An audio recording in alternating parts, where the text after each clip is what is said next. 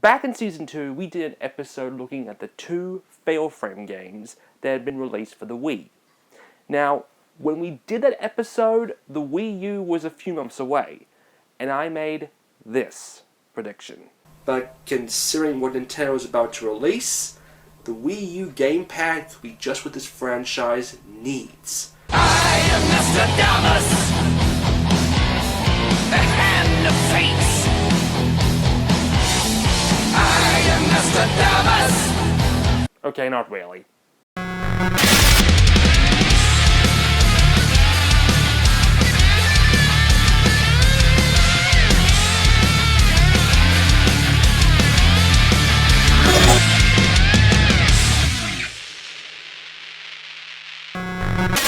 Fatal Frame hasn't had the best relationship with North America since teaming up with Nintendo.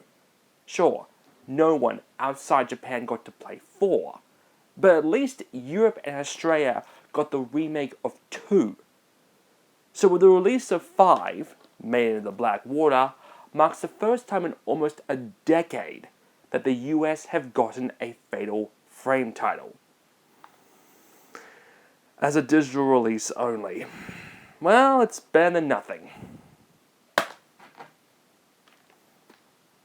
The story is that Fatal Frame story. You know the one. Girls in an abandoned location, whether it be a village, a hospital, or in this case, a mountain, and always involving the camera obscura. For the record, I love that I have the ability to play with Japanese audio. I don't know why, but it makes everything feel just that little more terrifying. The game's main character is Yuri, who is looking for her friend Hisoka, and possesses a sixth sense-like ability, which includes seeing visions by touching people or possessing tokens of them. This is one of the new main mechanics that will show someone's past shadow in a hope of following their path.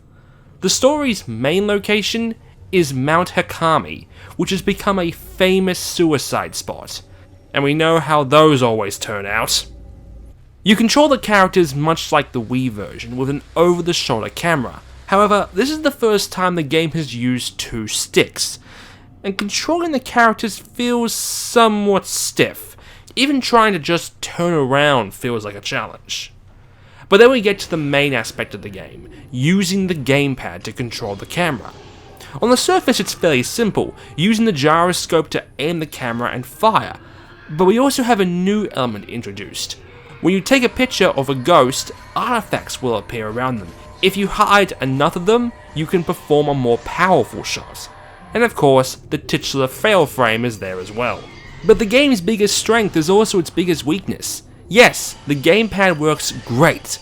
Unfortunately, the way to use the gamepad properly is you hold the gamepad up to your face and press X.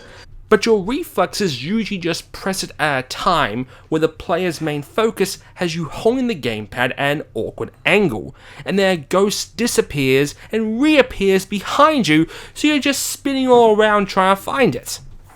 Oh, and let's put the spirit list that is synonymous with this franchise, but give the player only the 1/5 of a second to react to it. Water is naturally a major aspect of this game. We're introduced to a new meter that shows just how wet a girl actually is. Stepping into bodies of water or heavy rain will fill the meter up. If she becomes soaking wet, then her attack stats go up, more ghosts will appear, but her defense will drop. These effects can be fixed with the use of a purifying flame, so it's in your best interest to keep your girls from getting dripping, soaking, drenching, moist, covered from head to toe, clothes becoming see-through wet. I'm having too much fun with this. The game is split into levels, or as they like to call it, drops. At the beginning you get to buy as many items as you can with your points. Not that it's necessary, because God forbid this game will let me miss a single item. If a glowing bead signaling an item is in the same building, then a nav beacon will show up like it's screaming, look at me, pick me up! But be careful, a creepy arm may get you! I'm not going to say the game was easy, but there was rarely a time when I was low on herbal medicine or spirit water. On a graphics side of things, the visuals are impressive, but nothing mind-blowing. The game actually uses the engine from DOA 5, but for the US release they toned down the jiggle physics in the girls that the Japanese version had.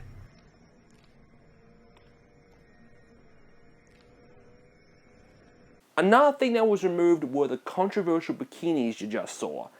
In what universe are these practical? For ghost fighting or swimming? So instead, cause Tecmo's worked with the licenses recently, we get a Princess Zelda and Zero Suit Samus one. Cause why not? Despite a few nagging issues with the gamepad, I genuinely liked Fatal Frame 5. I couldn't keep it down for long, and while I wouldn't say it was particularly scary, there was enough challenge and tense moments to keep it interesting. Although I would still say 4 is my favorite in the series, with this one right behind it. Of course, word of warning for US viewers. This is a 13GB download, so a hard drive would be recommended. I don't understand why Nintendo America didn't just give this game a physical release. Of course, I do know why they dropped the numbering, because then we get into early Final Fantasy BS. But Nintendo, now that you have Wii games available for download on the eShop, it's time you release these games for the US. 2 would be easy, and 4, you just need to swap out the text, and any issues can be patched later. And while you're at it, remake the first and third games. You own this franchise now, so do something with it. And if you don't want to, that's fine. Make Pokemon Snap 2 instead.